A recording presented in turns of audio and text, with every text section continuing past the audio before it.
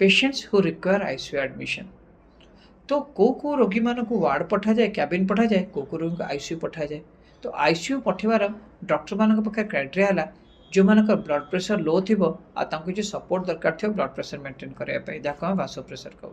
Number 2 है जो मैंने निजर ऑक्सीजन मेंटेन कर पारे हाई अमाउंट ऑफ ऑक्सीजन दरकार पड़ो टू मेंटेन देयर ऑक्सीजनेशन। जहाँकर इमिनेंट हेमोडायनेमिक इनस्टेबिलिटी थी जो मैंने हो पारे आसंता घंटे 2 घंटा कि 12 घंटा भितर डिटोरिएट कर से पठा जाए। आ जो मैंने बहुत सीवियरली सिक था जोटा आम जापर कि आसंता 24 ରୁ 48 घंटा भितर न्यूमोनिया बढ़ी पारे, यूरिन इन्फेक्शन बढ़ी पारे, कि छोटे ऑर्गन फेलियर हो पारे। आउ जो पेशेंट मान ऑलरेडी ऑर्गन फेलियर हो जाए, आप लिवर एंजाइम्स बहुत हाई अच्छी कि किडनी फेलियर होती, यूरिया कैन बहुत हाई अच्छी कि सोडियम पोटासियम बहुत एब्नॉर्मल अच्छी, ए ग्रुप ऑफ पेशेंट्स को आम आईसीयू पठाऊ।